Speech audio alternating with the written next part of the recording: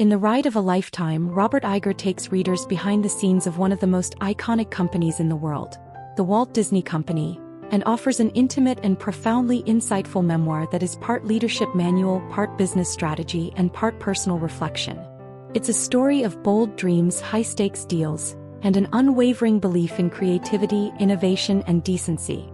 Through the lens of his extraordinary career, Iger offers valuable lessons that apply far beyond the boardroom and into the broader landscape of leadership, ethics, and personal growth. Iger begins with humility. His rise wasn't immediate and it wasn't glamorous. He started at ABC in 1974 as a studio supervisor earning $150 a week. It was a role that demanded long hours and mostly menial tasks, things like arranging cue cards and keeping the studio floor clean. But it was in these early days that Iger began cultivating the core values that would eventually define his leadership: curiosity, resilience, and a refusal to believe any job was beneath him. Over the years, Iger climbed the corporate ladder. From working on daytime soap operas to heading ABC Entertainment and then ABC Television, his trajectory was marked not by power moves but by hard work, relationships, and a relentless pursuit of excellence. When Disney acquired ABC in 1995, Iger transitioned into the Disney ecosystem, eventually becoming its president and COO under Michael Eisner. It was during this period that Iger witnessed firsthand both the brilliance and dysfunction that can accompany leadership. When Eisner's reign began to falter, Disney's board launched a search for a new CEO. Although Iger was a contender, he was also viewed with skepticism.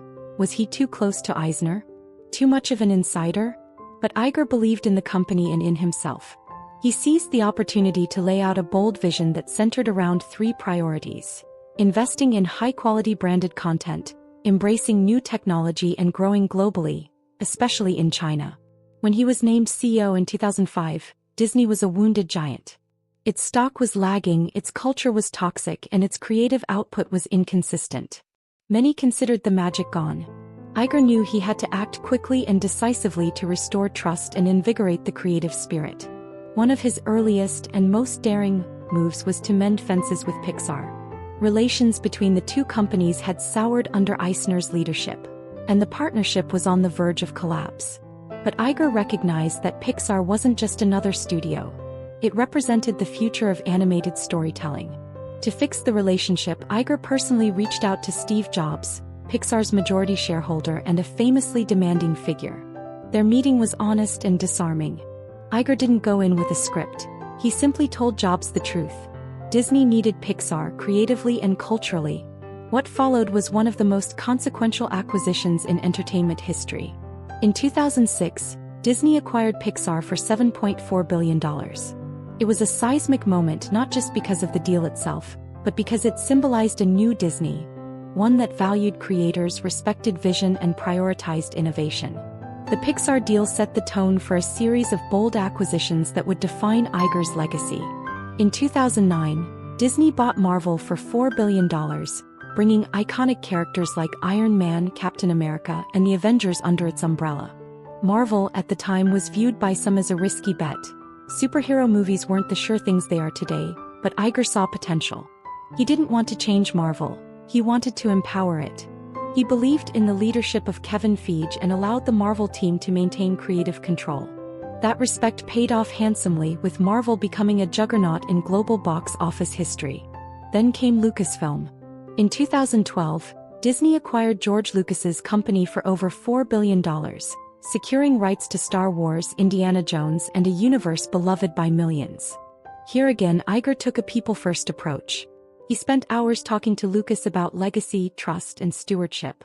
He understood that these weren't just stories, they were cultural touchstones. And he took seriously the responsibility of protecting and extending that legacy.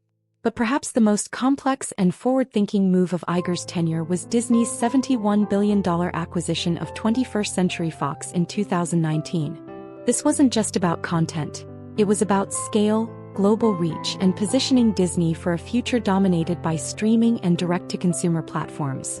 With this deal, Disney gained control of vast libraries, new creative talent, and a strengthened position to launch Disney+, which would become the centerpiece of its digital transformation. Through all these landmark deals, Iger returns repeatedly to a few key principles. Optimism, courage, fairness, and clarity. Optimism, he writes, is essential for any leader.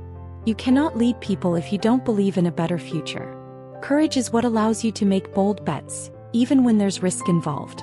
Fairness is about how you treat people, partners, employees, competitors, and clarity is about making decisions that cut through noise and complexity.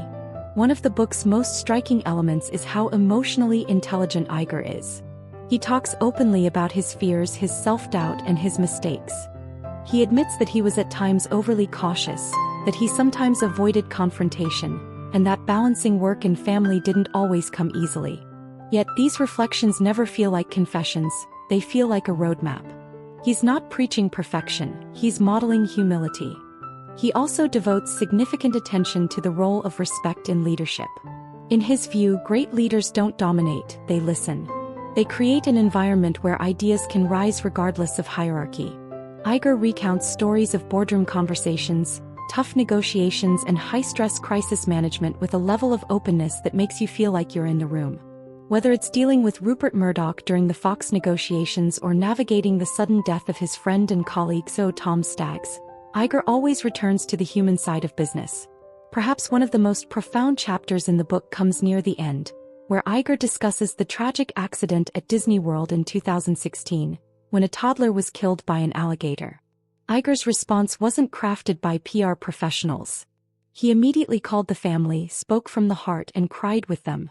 It was one of the hardest moments of his career, but it underscored his belief that leadership is about humanity above all. You don't lead companies, you lead people. And people, Iger reminds us, need purpose. That's why storytelling is at the heart of Disney's identity, and his own. He believes that stories shape how we see the world, what we value, and how we connect. This belief isn't abstract.